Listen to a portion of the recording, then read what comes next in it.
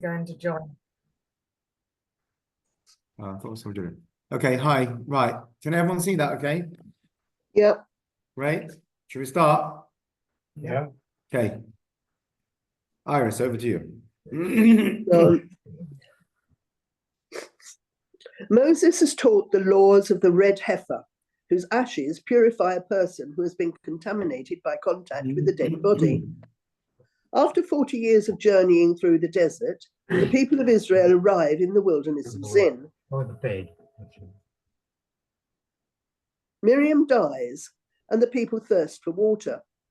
God tells Moses to speak to a rock and command it to give water. Moses gets angry at the rebellious Israelites and strikes the stone.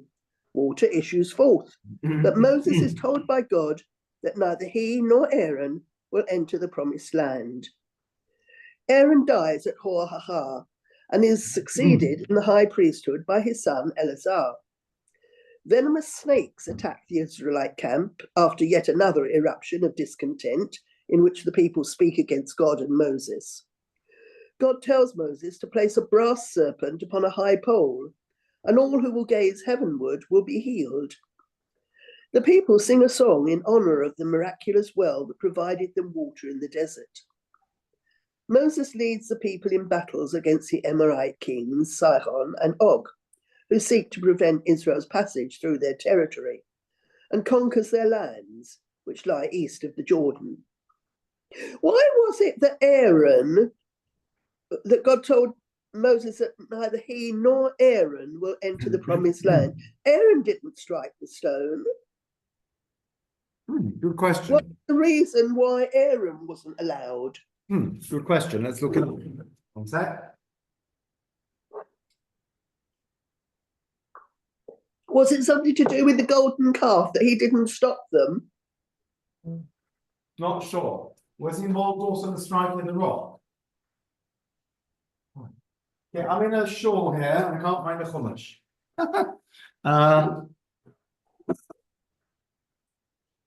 One sec. See if I can find it online. Just give me a sec.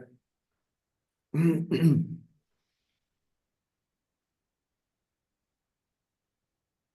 assuming it's something to do with that. They both get told off in the aftermath.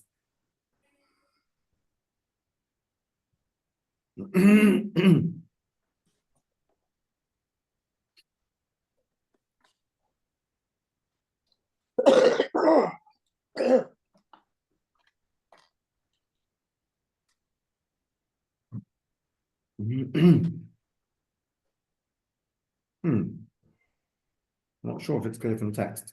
One sec, trying to look up the original.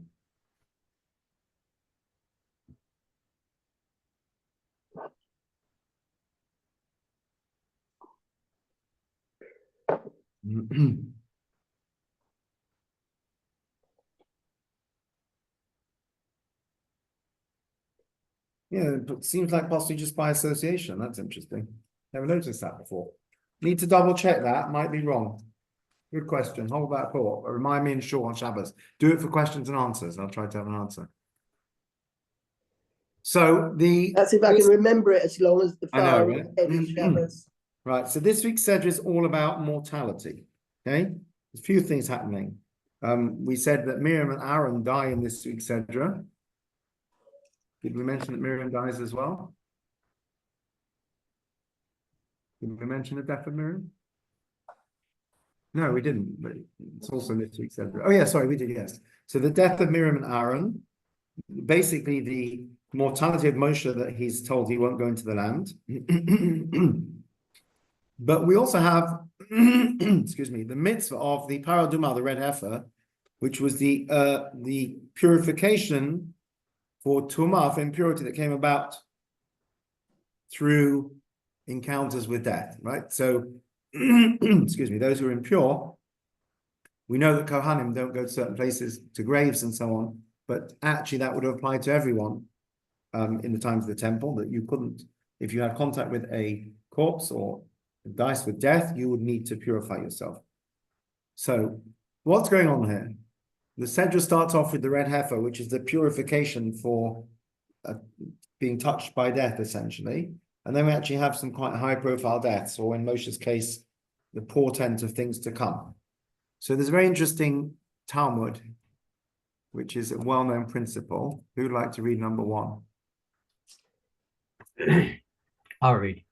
As Resh Lakesh said, the Holy One, blessed be he, does not strike at the Jewish people unless he has already created a remedy for them beforehand, as it is stated. When I would have healed Israel, then the iniquity of Ephraim was uncovered. I'm not sure what it was actually originally referring to. I need to look up the original, but there's this concept called in Hebrew, Makdim Refuah Lamaka, that Hashem creates the cure before the disease.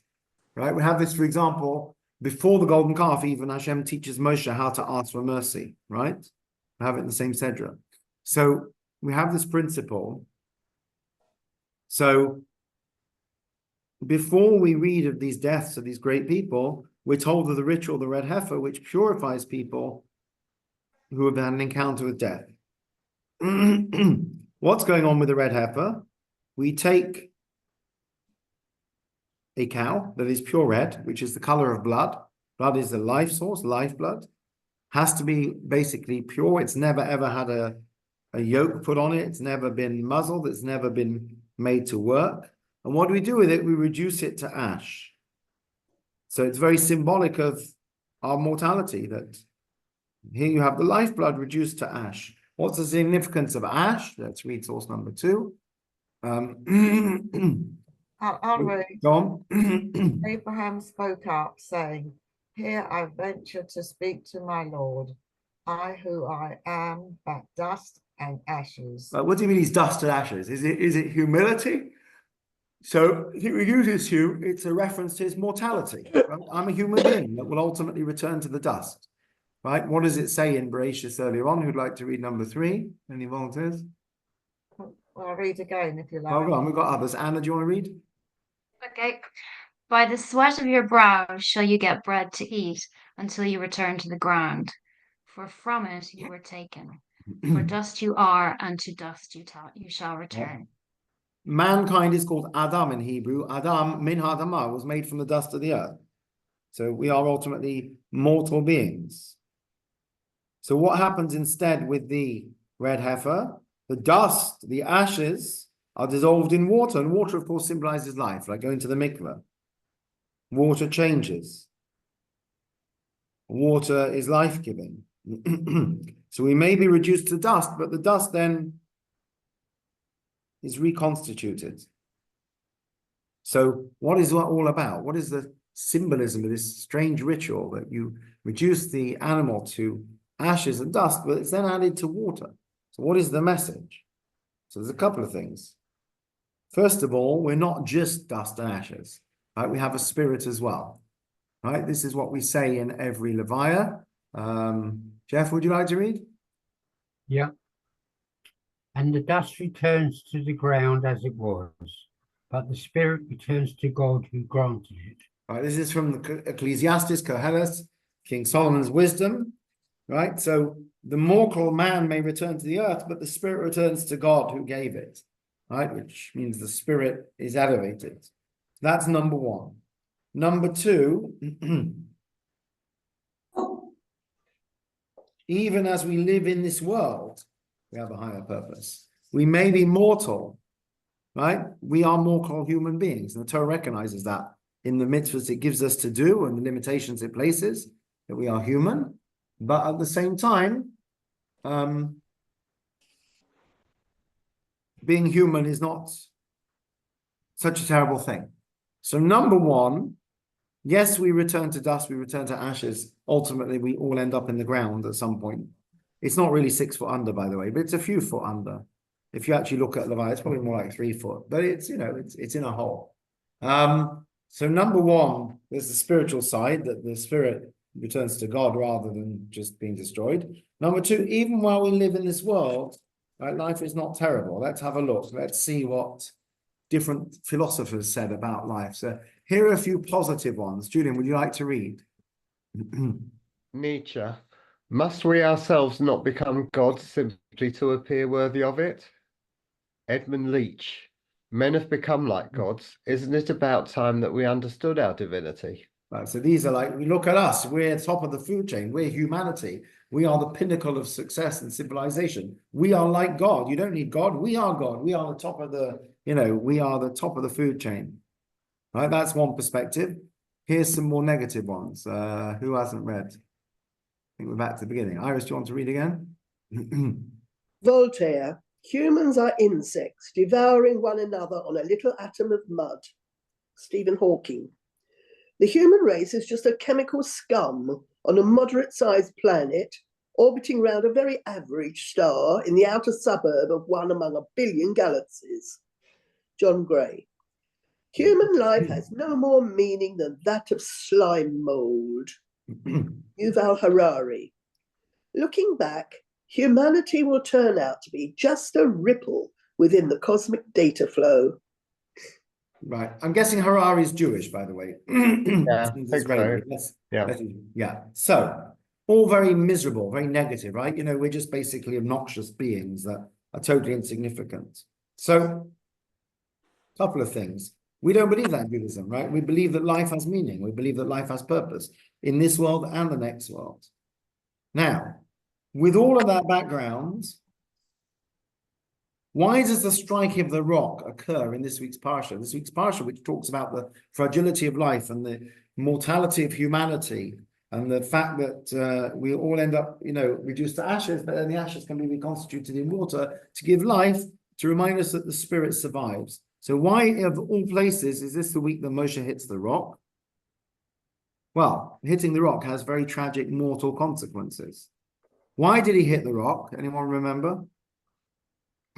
People complained about the water. Angry. We said this last week. He was angry, right? He was fed up.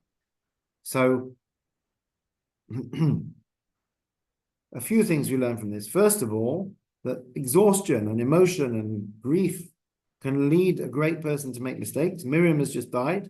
Moshe and Aaron make a mistake. Secondly, they're human beings, therefore they made a mistake. So with all of that, they made mistakes, but it doesn't mean they're not great leaders. Right? Probably the greatest leaders, Moshe was the greatest leader we ever had. Right? He failed totally. He never led his people into the promised land. But we don't focus on that. We don't say, look, Moshe never completed the job. Right? We say he was the greatest prophet that ever lived. And we recognize our imperfections. So, the other extreme, you have Christianity, which says that we're all sinful, we're all failures, and the only path is through salvation, through Yoshka, nothing to do with my personal effort or service that I have to do. So on the one hand, you have the ancient world where often, pharaohs thought of themselves as gods, right?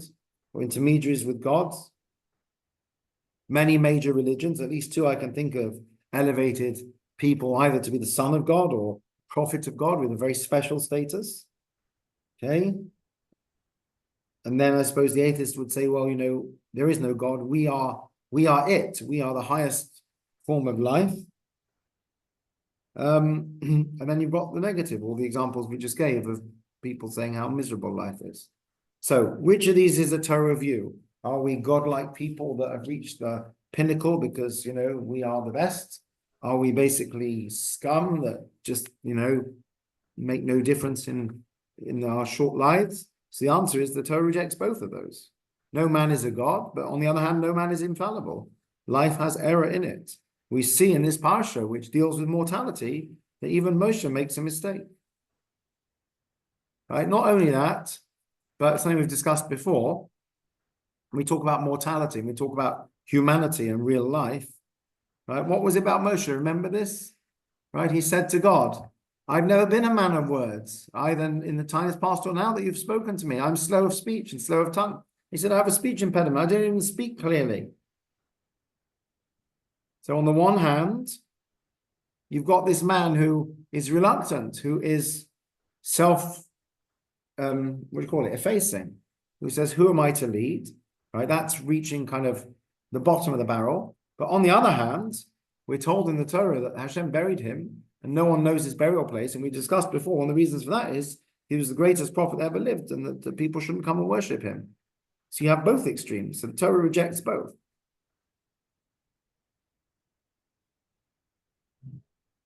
Does it really make sense to say that we humans who have intelligence, who have free choice, who have the ability to make a difference, are really just insects or scum or, ripple in the statistics, like Voltaire and co said? It seems rather crass.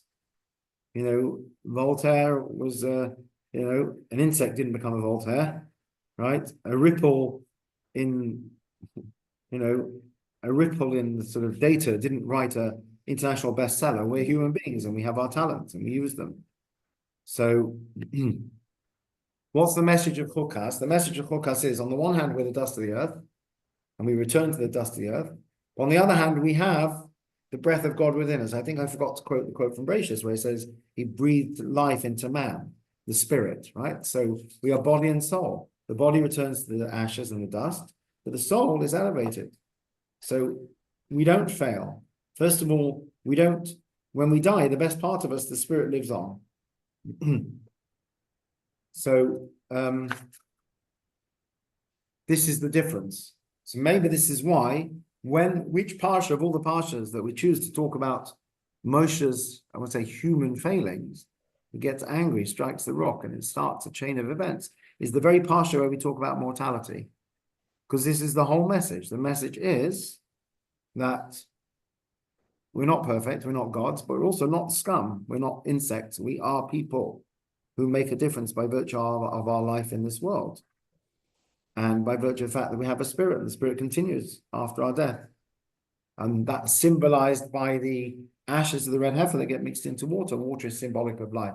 It's interesting that water is symbolic of life because plenty of people drown in water.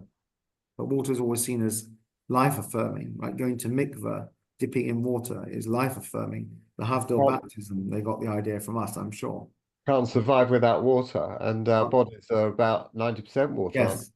Anyone ever seen the thing where they go around asking people if they want to buy, I think it's dihydric oxide, and they go to people and they say there's this chemical, it's in the rivers, it's in the streams, it's in your bloodstream, it kills thousands of people every year, it's dangerous. We like to ask the government to please do more to ban it, and they all sign. They say, you do know you just signed a petition to ban water. You ever seen that? No. Yeah, so it's quite funny. It shows how gullible people are. But yes, water is always seen as symbolic of life, living waters. That's where the idea of mikveh comes from. So purification always comes about through water. So the idea that the red heifer, the ashes were dissolved in water, is very symbolic. You take this death and this ashes, which represents basically our leaving this world, and it kind of gets recycled almost in a way.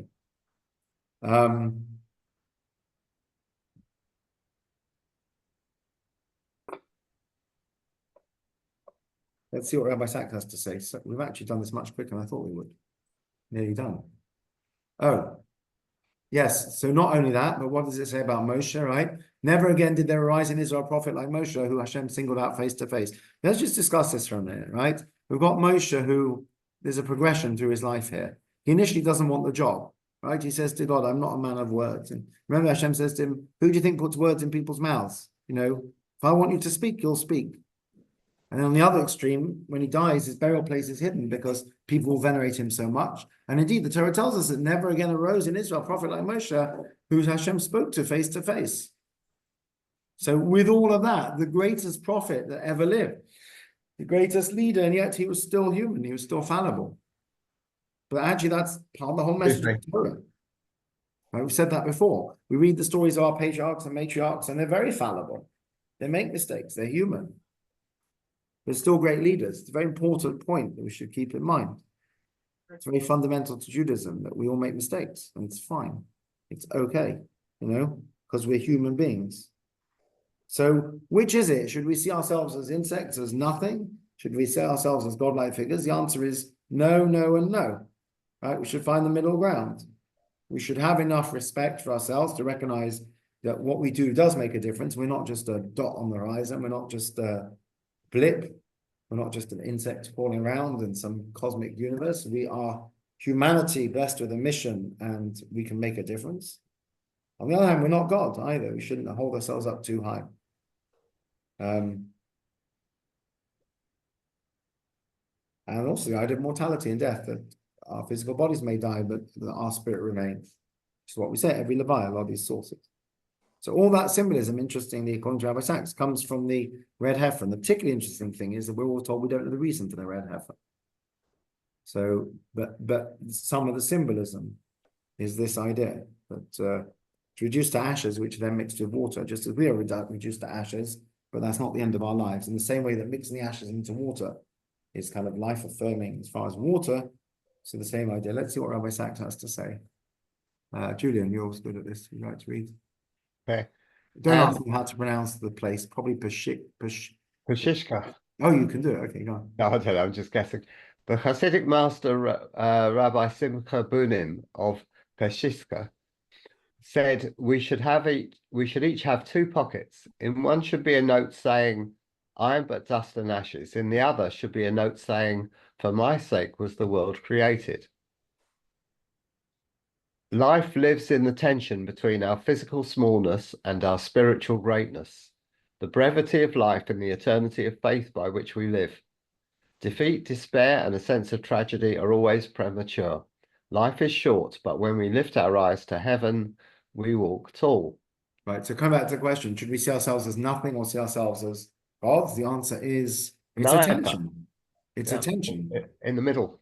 Yeah, it's a tension, right? By the way, you have this also in how people kind of serve God. You know, some people are very arrogant and they say, the world was created for me, and this. Some people are very humble and they want to be stepped upon and so on. To find a balance somewhere, you have to know that we're not nothing. There's a famous Gemara that says that if you basically do nothing good in your life, then we turn around to you and say the gnat, the mosquito, was created before you, right? Because mankind was created last. So that even the mosquito predates you, almost to say, it's more useful than you are. That's if you do nothing. But if you make something of your life, then obviously you leave your imprint, you leave your impact. So all these points about the idea of mortality and the idea of the ashes, the red heifer, and there's different quotes we had about how we should see, humankind. Do we see ourselves as highly elevated? We've reached the pinnacle of civilization, of godlike. Do we see ourselves as nothing to be trodden on? And we say, no, you have to find that middle ground. But certainly we don't believe that we're nothings to be trodden on. The reason we don't believe we're godlike is because we believe in Hashem. So there's a higher purpose and a higher being. But we certainly don't believe that our, everything we do is futile and we're just insects and so on. That's not a Jewish view at all. We make a difference in this world. It's a very important principle.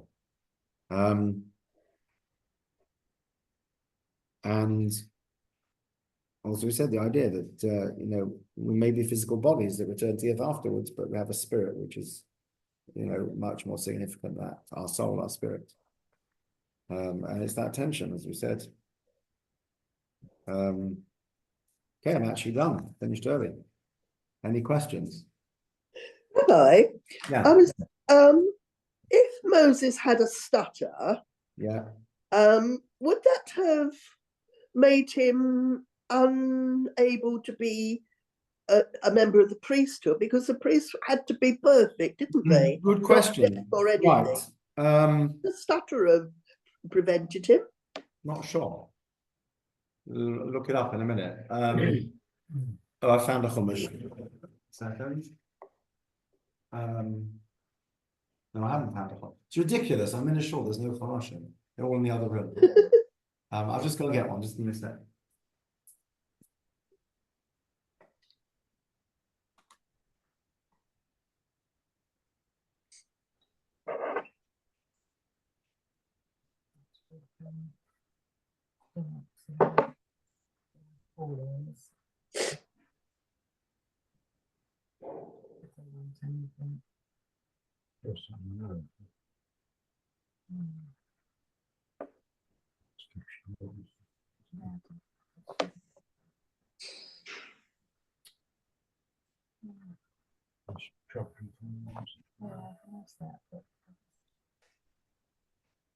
Okay, just looking it up.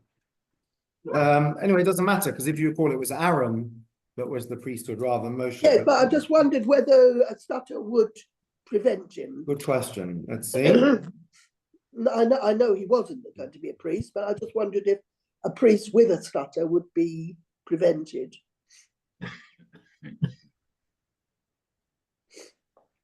Oh, excuse me.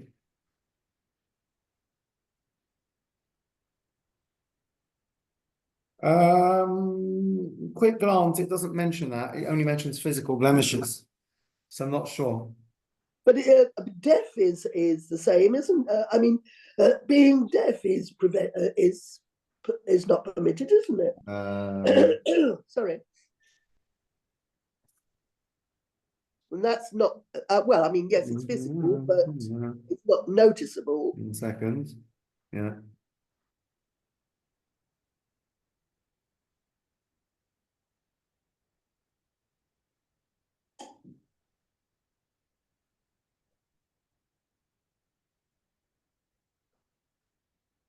Doesn't mention, no, it doesn't mention blindness or deafness. It mentions physical blemishes to the body. So, sorry, yes, I thought blind. Blind, yes, deafness. it doesn't mention deafness, actually. Oh, I must have made a mistake then. Sorry. The issue often with someone being blind or deaf is not necessarily that it's seen as a blemish so much as the practicality. So, for example, somebody's deaf, can they make a bracha on hearing the shofar if they're not hearing it? Right? If someone's blind, can they make the bracha Borei Mirei Ha'esh? God created light, which we benefit from when they don't benefit from it. So the answer is, the classic answer to the Borei Ha'esh is yes, because the blind person benefits from everyone else using light, right? So the blind person themselves may not perceive light and dark, but their friends and carers use the light to help them. So they can enjoy the benefit of light. So when we say Borei Mirei Ha'esh, that God created the light and we're thanking him for it, even though this person personally can't benefit from it, doesn't mean they don't benefit from others' use of it, right? If it was dark, they would be suffering. So there's that kind of approach, sometimes practically speaking. Yeah. But it doesn't seem to mention deafness. Right. I don't know where I got that from then. Right. Okay, I think I'll pause there if we're done. So it's a bit early today. Sorry, everyone finished early. But works for me because I have to actually get to an appointment. So, okay, sorry, I keep yawning. Sleepless nights. Okay. Right, thank you, Rabbi. Next Thanks week. very much. Yes. Next week, I have to go to something with the chief rabbi. I did tell him I have a share on Mondays, but I think when the chief rabbi does things, you generally turn up. So I won't be here next.